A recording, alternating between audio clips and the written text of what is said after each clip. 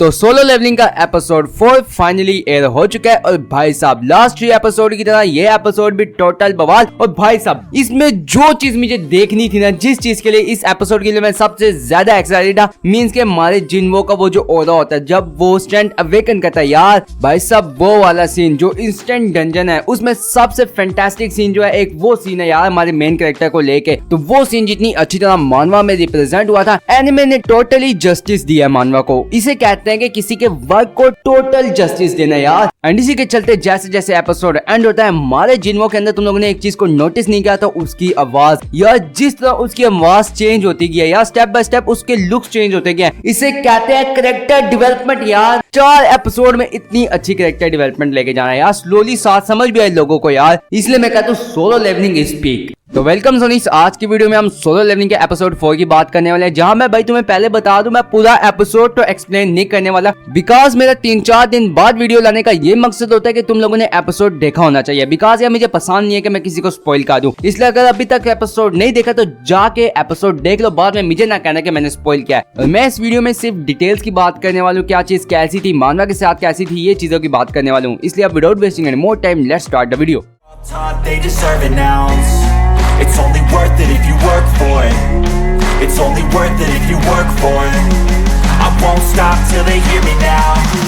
I won't stop till I wear the crown.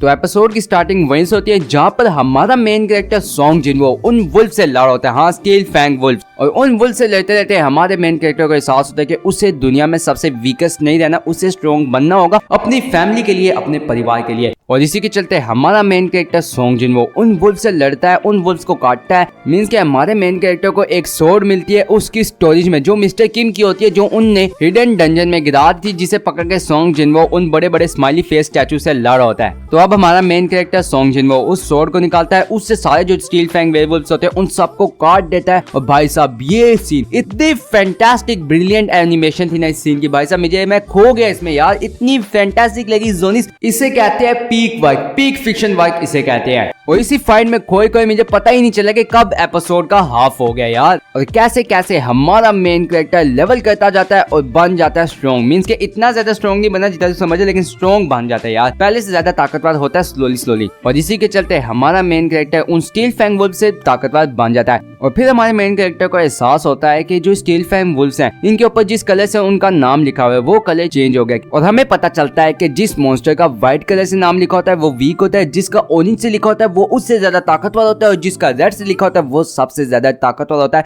Literally उस instant dungeon का boss होता है। और इसी के चलते हमारे मेन कैरेक्टर सॉन्ग जिन्वो के पास 2 ऑप्शन आते हैं। पहला ऑप्शन ये होता है कि वो डंजन को बिना क्लियर करे बाहर निकल सकता है, लेकिन दूसरा ऑप्शन ये होता है कि वो डंजन को क्लियर करके बाहर निकले। तो हमारा मेन कैरेक्टर सॉन्ग जिन्वो सोचता है कि उसे ये मौका दोबारा नहीं मिल सकता, वो इतनी अच्छी तरह दोबारा से ताकतवर नहीं बन सकता, इसलिए उसे ये डंजन क्लियर करना चाहिए। क्योंकि जितने फास्ट पेस के साथ हमारा मेन कैरेक्टर सॉन्ग जिन्वो ताकतवर हो रहा है उसे शायद ये मौका दोबारा नहीं मिले, इसलिए हमारा मेन कैरेक्टर कहता है कि मैं इस डंजन को क्लियर करके ही जाऊंगा। और इसी के चलते वो स्टेज से नीचे जाता है हमारे जो डंजन होता है इंस्टेंट डंजन, उसके बॉस से लड़ने के लिए, जो कि एक बड़ा सा स्नेक होता है। अब शुरू में वो स्नेक हमारे मेन कैरेक्टर को सही तरह धोता है, लेकिन भाई वो मेन कैरेक्टर आफ्टर ऑल, इसीलिए ऑब्वियसली हमारे मेन कैरेक्टर को मेन कैरेक्टर्स वाला बफ मिलेगा, क्योंकि ये जुजुत्सु काइसेन है जिसे गेगे अकुतामी लिख रहा है, इसे सोलो लेवलिंग कहते हैं, ये सोलो लेवलिंग है। तो ऑब्वियसली हमारे मेन कैरेक्टर को मेन कैरेक्टर्स वाली चीजें मिलेंगी। और इसी के चलते हमारा मेन कैरेक्टर उसने जितने भी स्टैट जमा किए होते हैं वो उन सब को इन्वेस्ट करता है अपनी स्ट्रेंथ में। वो इतना ताकतवर हो जाता है कि वो सांप का गला पकड़ के उसको इतनी जोर का दबाता है, उस सांप का गला फट जाता है। भाई साहब अगर मैं तुम्हें सिंपल वर्ड्स में कहूँ तो हमारे मेन कैरेक्टर ने सांप को बड़ी गंदे तरीके से मारा, लेकिन इस फाइट में एक चीज नोटिस करने वाली है, वो इसके दरमियान में आती है और इसके लास्ट में आती है। अगर तुमने अभी तक नोटिस नहीं किया तो भाई साहब ये जब हमारे मेन कैरेक्टर को पावर बफ मिलता है यार, इसके आसपास जो ओरा जमा होता है, इसका फेशियल एक्सप्रेशन साथ साथ यार जो एनवायरनमेंट होती है, वल्लाह इसे कहते हैं पीक फिक्शन यार। इस चीज को मानवा में इतनी अच्छी तरह डिलीवर किया है और उसी तरह एनिमे में भी डिलीवर किया है। इस मोमेंट ना मैं A1 पिक्चर्स की तारीफ करने के लिए मेरे पास अल्फाज नहीं है यार, इन लोगों ने मुझे स्पीचलेस कर दिया यार। ये लोग हमेशा मेरी एक्सपेक्टेशन से आगे जा रहे हैं यार, जिस तरह एपिसोड आगे आते हैं ये लोग पिछले एपिसोड से ज्यादा अच्छी तरह चीजें डिलीवर कर रहे हैं। Believe me A1 pictures, you are doing a perfect job. और और दूसरा सीन है जब हमारा मेन कैरेक्टर उस सांप को मार देता है और जब सेंटर में बैठता है यार, सांप को उसने एक किस्म का पिलो बना के बैठा हुआ या फिर चेयर बना के बैठा हुआ। भाई साहब ये मोमेंट या मैं कहता हूँ ये सीन इतना कोई कूल सीन लग रहा था ना यार, मुझे गूज बम्स आए यार इसको इस तरह देख के। और बिलीव मी सोलो लेवलिंग में ऐसे और भी सीन आने वाले हैं, उससे ज्यादा कूल सीन आने वाले हैं बस आगे आगे जिस तरह एपिसोड आएंगे, बिकॉज ये सोलो फ्रीकिंग लेवलिंग है यार। वेल इसके बाद वो डंजन क्लियर हो जाता है और वो जो सारी इन्वायरमेंट होती है वो दोबारा से एक नॉर्मल सबवे बन जाता है और हमारा मेन कैरेक्टर जब उस सबवे से बाहर निकलता है, भाई साहब ये मोमेंट भी जब इसकी वॉक होती है ना, जैसे उसने एक हाथ में तलवार पकड़ी, ये भी काफी कूल लग रहा है और बैडस लग रहा है। अब इसी के चलते हमारा मेन कैरेक्टर उस सबवे से बाहर निकलता है तो उसे एक सोल्जर मिलता है जो उसे कहता है कि भाई तुम यहाँ पे क्या कर रहे हो, यहाँ पे तो एक डंजन ब्रेक हो जाता है। लेकिन जब वो सोल्जर हमारे मेन कैरेक्टर के फटे कपड़े देखता है और उसके हाथ में तलवार देखता है तो वो समझ जाता है कि ये एक हंटर है। और भाई साहब जिस तरह वो हंटर को रिस्पेक्ट देता है, मींस कि हमारा मेन कैरेक्टर वीकेस्ट था लेकिन नॉर्मल पीपल जो सोल्जर्स हैं वो उसे रिस्पेक्ट देते हैं। ये सीन देख के मुझे काफी अच्छा लगा कि भाई कोई तो बंदा हमारे मेन कैरेक्टर की रिस्पेक्ट करता है। अब इसी के चलते वो सोल्जर हमारे मेन कैरेक्टर सोंग जिनवो को उस डंजन ब्रेक वाली साइड पर लेके जाता है। लेकिन यहाँ पर भी मैं शॉक्ड हुआ जिस तरह मैं मानवा में शॉक्ड हुआ था, क्योंकि यहाँ पर लोग हंटर्स को उस डंजन बॉस से लड़ते हुए ऐसे देख रहे हैं कि जैसे कि यहाँ पे कोई शूटिंग चल रही है। मींस के लोगों को देखो यार, यहाँ पे तुम्हें चाहिए कि अपनी जान बचाओ, क्योंकि वो जो हंटर्स है वो अपनी जान पे खेल के उस डंजन बॉस से लड़े और उन हंटर्स को नजर भी आए कि काफी मुश्किल हो रही है डंजन बॉस को डिफीट करने में। लेकिन लोगों को देखो कि ऐसे तमाशा देखना, मींस कि यार कुछ भी हो जाए लोगों को तमाशा देखने से कोई नहीं रोक सकता, ये बात तो आज पक्की हो गई है। वेल हमारा मेन कैरेक्टर सोंग जिनवो जब उस डंजन बॉस को देखता है उसे पता चल रहा है कि ये जो जितने भी हंटर्स हैं इनको काफी मुश्किल हो रही है उस बॉस को डिफीट करने में। और इसी के चलते हमारे मेन कैरेक्टर की नजर जाती है जूही पर। जी हाँ, वही वेफुल लड़की जिसके ऊपर तुम लोग में से काफी लोगों का दिल आ चुका है और मेरा भी जब मानवा स्टार्ट की थी तो मेरा भी दिल आया हुआ था। तो ये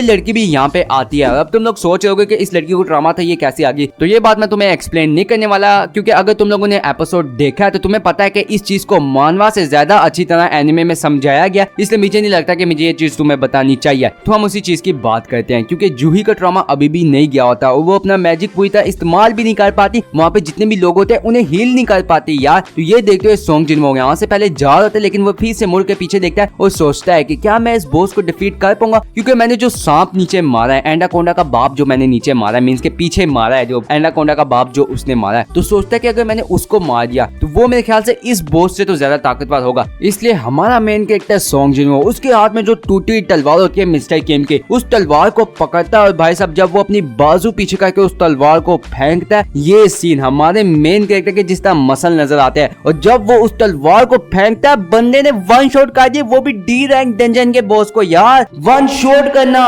तुम सोचो कि इस बंदे ने जिससे ई रैंक के वीकेस्ट मॉन्स्टर नहीं मरते थे, उसने डी रैंक डंजन के बॉस को मार दिया। यार कितनी ज्यादा ग्रोथ हुई है हमारे मेन कैरेक्टर की। और इसी के चलते वो डी रैंक का डंजन वन शॉट में किल हो जाता है, जहाँ पे जो दूसरे एंटर होते हैं इस मौके को देखते हुए उस बॉस को जल्दी से मार देते हैं। और जब वो डी रैंक का जो बॉस होता है, मींस के जो रेड का बॉस होता है, वो जब सोल्जर से पूछता है कि ये तलवार किसकी आई थी, तो जब वो सोल्जर कहते हैं कि वहाँ पीछे एक घंटा था, जब वो पीछे मुड़ के देखते हैं तो वहाँ से सोंग जिनवो चला जाता है। लेकिन जूही को महसूस हो जाता है कि सोंग जिनवो यहाँ पर आया था। उसी के चलते हम लोग सोंग जिनवो को देखते हुए, भाई साहब उसकी हाइट बड़ी हो गई है, उसकी बॉडी पे कार्ड्स देखो, साथ साथ हमारे मेन कैरेक्टर की जो आवाज है ना वो काफी डीप हो गई है। तुम लोगों ने इस चीज पे गौर किया कि इन लोगों ने A1 पिक्चर्स ने हमारे मेन कैरेक्टर की हाइट, लुक्स, आवाज, कैरेक्टर डेवलपमेंट को लेकर कितनी स्लोली से पेज शुरू किया कि जब तक एपिसोड एंड नहीं हुआ मुझे सही तरह महसूस नहीं हुआ कि हमारा मेन कैरेक्टर इतना ज्यादा ग्रोथ में आगे चला गया, उसकी कैरेक्टर डेवलपमेंट इतनी ज्यादा आगे हो गई यार। ये भी एपिसोड की एंडिंग में मैंने सही तरह गौर करके देखा तो मुझे महसूस हुआ यार, इसे कहते हैं कि डेवलपमेंट को परफेक्शन के साथ लेके जाना। और रही बात एनिमेशन की, तो ऑब्वियसली एनिमेशन पीक थी, साउंड इफेक्ट्स पीक थे यार। जब वो इंस्टेंट डंजन में लड़ होता है उसके पीछे जो साउंड इफेक्ट्स होते हैं यार, ब्रिलियंट ब्रिलियंट कहते हैं इसे। और ये एपिसोड पिछले एपिसोड से भी ज्यादा पीक फिक्शन चला गया यार। ये हर एपिसोड पीक क्यों जा रहा है यार सोलो लेवलिंग का।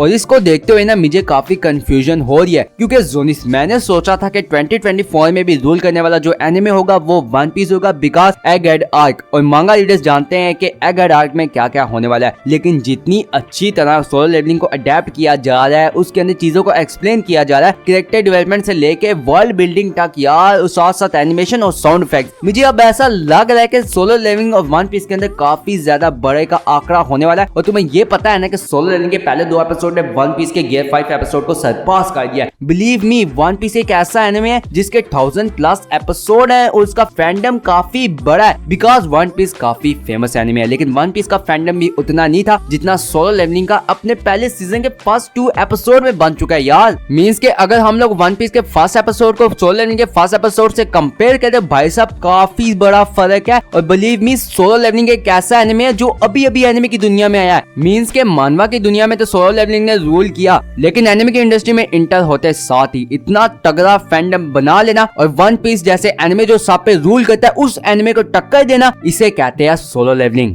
बिकॉज जोनिस मुझे नहीं पता कि कोई एनिमे होगा जिसने अपने पहले 3-4 एपिसोड में इतनी तगड़ी फैंडम बना ली। जुजुत्सु काइसेन जैसे एनिमे को इतनी तगड़ी फैंडम बनाने के लिए गोजो की आंखों से पट्टी हटानी पड़ी थी यार। और अगर वन पीस की बात करें तो तुम्हें पता है कि वन पीस को 1000 एपिसोड अपलोड करने पड़े तब जाके वन पीस की जो आज फैंडम है इतनी तगड़ी फैंडम है। तो जोनिस इसीलिए मुझे लग रहा है कि सोलो लेवलिंग 2024 में रूल करने वाला है और एक ऐसा एनिमे बनने वाला है जो एनिमे इंडस्ट्री की हिस्ट्री को चेंज करने वाला है। और वन पीस और जुजुत्सु काइसेन के फैन भड़क ना जाना, मैं खुद वन पीस और जुजुत्सु काइसेन का बहुत बड़ा फैन हूँ, लेकिन भाई साहब जिस हिसाब से सोलो लेवलिंग जा रहा है ना यार, इसकी फैंडम हर एक सेकंड तगड़ी होती जा रही है। तो जोनिस इसीलिए मुझे लग रहा है कि सोलो लेवलिंग 2024 में सब एनिमे के ऊपर रूल करने वाला है। वेल जोनिस ये था सोलो लेवलिंग के एपिसोड 4 का रिव्यू और ब्रेक डाउन, और इसके अंदर जितनी भी डिटेल्स थी और चीजें थी जो मुझे लगा कि तुम्हें बतानी चाहिए मैंने बता दिया, और साथ साथ इसके बारे में मेरा अपना रिव्यू क्या था, पॉइंट ऑफ व्यू क्या था, वो भी मैंने तुम्हें काफी अच्छी तरह समझा दिया। लेकिन फिर भी एज फॉर्मेलिटी मैं तुम लोगों से पूछ ही लेता हूँ कि अगर मैं कोई चीज मिस कर गया या तुम्हें क्या लगता है कि मैंने कोई चीज सही तरह नहीं समझी, तुम लोग मुझे नीचे कमेंट में जरूर बताना। और तुम्हें क्या लगता है कि क्या सोलो लेवलिंग तुम्हारे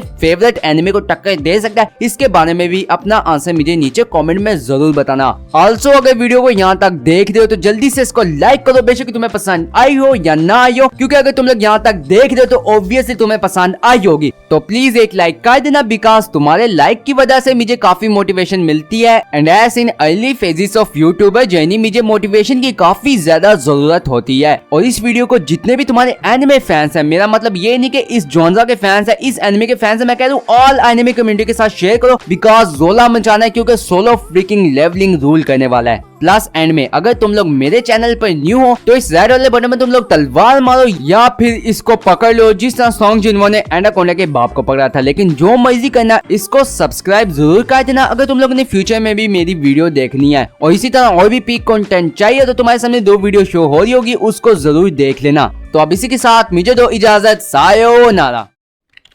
ओए डेंजी, जिराया सेंसी को दूध लेने भेजा था, अभी तक आई क्यों नहीं?